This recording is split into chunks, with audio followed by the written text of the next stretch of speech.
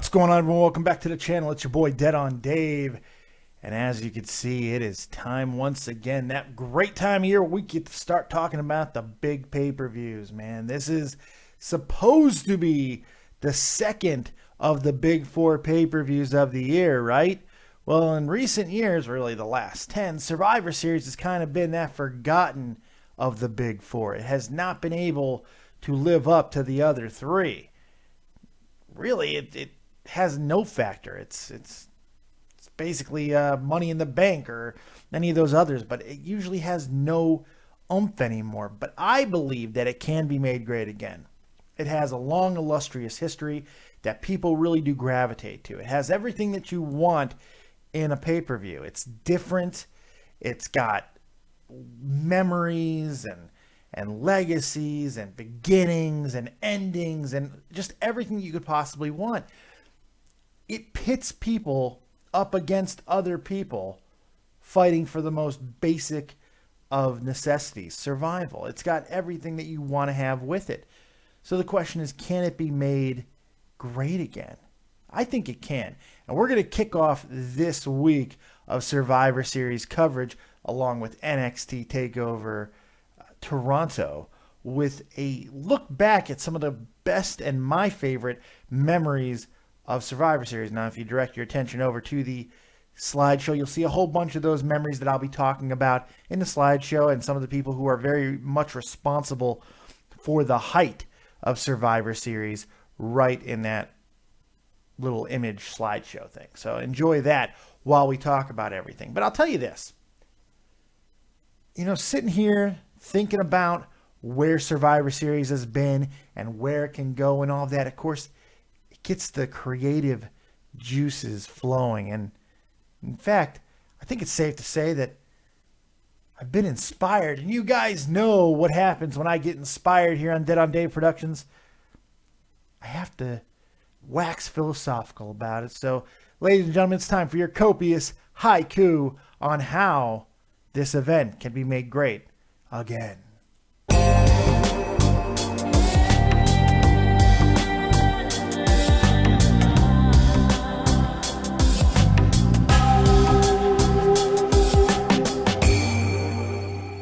Survivor Series. You can be made great again. War games can save you. There's your copious haiku. That's right. You guys know my stance on this. I do believe war games can be the big savior of Survivor Series. Will it happen? Maybe after the old man dies, but I do think it will come back. It's too good of an event. It's too unique. It's amazing. It's a great event, and it should be brought back. It's ultimate survival. It doesn't get any better than that. Now, the WWE has tried to replicate war games. It's part of the reason why I do believe that it will eventually make a return. Back in 2002, this is the first memory I want to talk about. Back in 2002, Survivor Series tried to evolve and become Fall Brawl war games in essence by bringing on a brand new match, a brand new style, an evolution of the cage match. And honestly, you can really say it was the last great evolution of cage matches that we have seen in wrestling. You might want to make some arguments with like the 6 sides of steel and all that, but even that is kind of an offshoot of what we saw out of the Elimination Chamber. And to this day, the first one goes down as arguably the best one, certainly one of the best. It's in the conversation. 2002, they had a really good lineup of wrestlers, arguably, and not even arguably, these guys were all Hall of Famers. 2 of them already, and the other 4 almost all but assuredly. Shawn Michaels, Booker T already in the Hall of Fame. Triple H might as well be. Chris Jericho, first balloter, no question.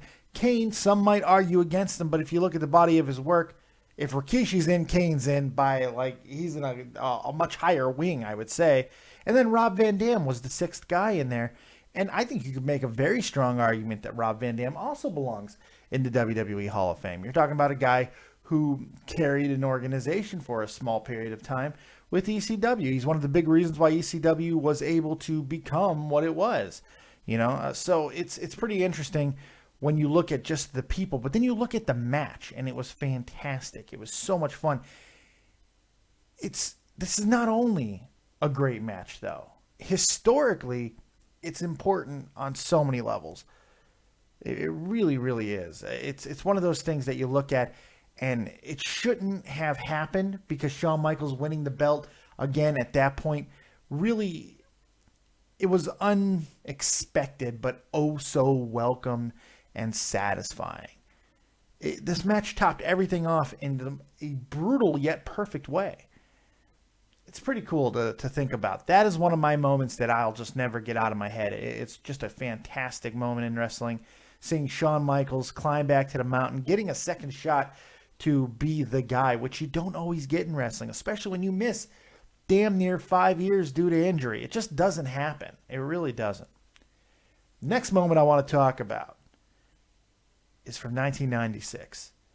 And of all, this is definitely one of those matches, one of those moments that is forgotten about. It's always cited as a great match, but it's forgotten about as far as its importance to the industry. Bret Hart, Stone Cold Steve Austin. Without this match, which in essence was a proof of concept for these two guys together, we don't get WrestleMania 13's bloody pass out double turn. We don't get that. This isn't a great match, but its historical importance is seen on so many different levels. Remember when two guys could be locked in a feud for over a year and you just didn't get sick of them? Nowadays, it seems like if any two people are locked in a feud for a month, it seems like it's too much. Long feuds are a lost art form, and this one really did it was the epitome of everything that was great about what was going to be happening in the Attitude Era. It showed that you could have two guys change, evolve, switch roles all at the same time, and it started with this match. Like they've had matches previously, and their feud was already well on the way. But this match, with how good it was at Survivor Series 96, allowed WrestleMania 13 to happen in a lot of different ways. Really, really great match. Really fantastic. Storytelling sets the tone for everything that we would later see. So that's definitely up there in my greatest moments. But really, we all know that Survivor Series has become known for debuts. For good or bad, Survivor Series has given us plenty of memorable debuts of both matches, styles, as we already talked about with the Elimination Chamber, but also superstars. One of the reasons why Survivor Series became so popular is for that very reason. People like surprises. People like things that are unexpected, and people like to see meaningful beginnings at meaningful events. Survivor Series is certainly one of those, giving us debuts of the likes of, yes, the gobbledygooker. I understand that one still hurts us all, but it happened at Survivor Series. Scott Steiner debuted at Survivor Series. Well, Big Papa Pump debuted at Survivor Series. Jazz, a forgotten women's wrestler, a great women's wrestler, debuted at Survivor Series. Ahmed Johnson, the Pearl River powerhouse, man. The Shield, the entire Shield. We're talking 3 world champions now. 3 guys who are in the main events constantly. Roman Reigns, Seth freaking Rollins, and Dean Ambrose. The Shield debuted at Survivor Series. Sting got his WWE debut at Survivor Series in St. Louis. My man Jeff Huffman was there for that. Amazing. Grand Slam 87 on YouTube. Check him out. I think his video even got taken down by WWE. He posted a video of Sting debuting. It was a great moment. One of the last great moments that we saw in Survivor Series in recent history. That's one of them. There's the Stinger right there. Awesome. Kurt freaking Angle. Jesus. The Rock. Rocky Maivia, you jabroni. He debuted at Survivor. Won the match, as a matter of fact, at Survivor Series. But all of that leads us, if we're talking about debuts, then we're really talking about one man. Because my next and one of my most poignant memories and importances of Survivor Series is the next guy I'm going to talk about. And I'm going to connect it to that debut that I just was mentioning. The Undertaker. Yes, that's right. The Undertaker debuted at Survivor Series. Well, technically, he did debut on a WWF Superstars as Kane the Undertaker, but we don't talk about that. His real debut, at least WWE's official debut of him, was at Survivor Series. Brought to the ring by Brother Love and really brought in by Ted DiBiase. The Undertaker would go on to have one of the most historic, relevant, long, meaningful careers. For some people, he is the greatest of all time. It's still his yard. He's not quite up there for me. I do love The Undertaker, but I'm not like jizzing my pants for him every time that I talk about him. What are you talking about, boy? You have made lots of dollars of donations off of my impersonation. Now, if you don't give me the proper respect, boy, I'm gonna drag your fat soul down to the depths of hell. That's right. A lot of appreciation for The Undertaker. But people forget, yes, he debuted in 1990 at Survivor Series, but it was only 1 year later where he would also do something of historical significance at Survivor Series. He would defeat arguably the biggest superstar of all time, Hulk Hogan, to win his first WWE title. Now, yes, it was with the help of the Nature Boy. Now, that's true. But still, it would set the tone for the greatness that would be The Undertaker's career. Now, granted, I believe he lost the title 2 days later at that weird Tuesday event that they had that year. But it did set a tone. A guy that young in the business, not really, even though he really wasn't, he was still young, but not that young in the business.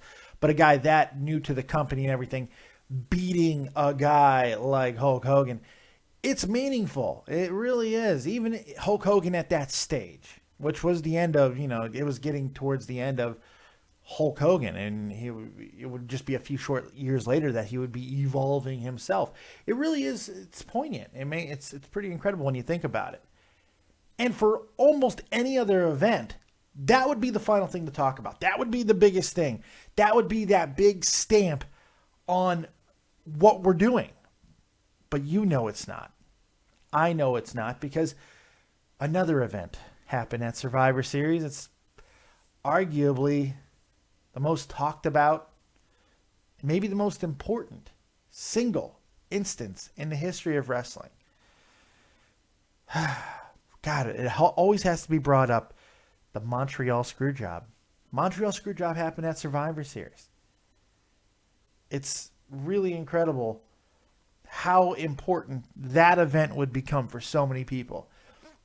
Was it a work? Was it real? Was it a plan all along to send a cancer into WCW? Did Bret Hart really pop Vince McMahon in the face afterwards? How much did Shawn Michaels know? Why did he stay silent so long? Did Triple H really orchestrate the whole thing, even from his humble beginnings at the time? What really happened with the Montreal Screwjob? We think we have all the answers, but there are plenty of people who dedicate probably far too many damn hours, to be honest, to figuring out the truth. Reality is we'll never know. It doesn't really matter. Talking about it's the whole point. The fact that it still lives in so much infamy after all these years, we're talking almost 20 years now, that it gets redone every now and then, it gets rehashed now and then. It really is one of those things that will never go away. It drove a void. It took Bret Hart, goddamn, almost a lifetime to get over and come back to the WWE. One of my favorite moments was when Bret and Shawn embraced in the ring when Bret came back. It didn't matter to me how much they really might be talking now. I don't care about that. The fact that they were able to do that and give us that moment was incredible.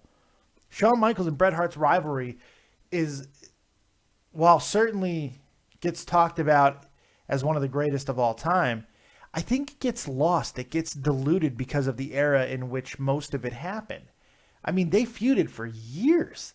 People forget how long these two feuded. They essentially had off and on rivalries from like 93, 94 to all the way to the moment that Brett left. They couldn't stay out of each other's way. And it all came to a head at that fateful night at Survivor Series. So the question really becomes for this year, is something going to happen to bring us back to that? Goldberg and Brock Lesnar, I mean, maybe not the match itself, but things that can happen with that match certainly is the type of event that could do that. What the WWE has to do is simply avoid falling into the same pitfalls and traps that we've seen so many times with them. Going back to tired excuses and tired reasons for people winning or losing. Sometimes just let the two men tell the story. And to be honest, they're backed by one of the strongest storylines, on the mid-card that Survivor Series has had in a very long time. When you look at it, Survivor Series has got everything going for it this year.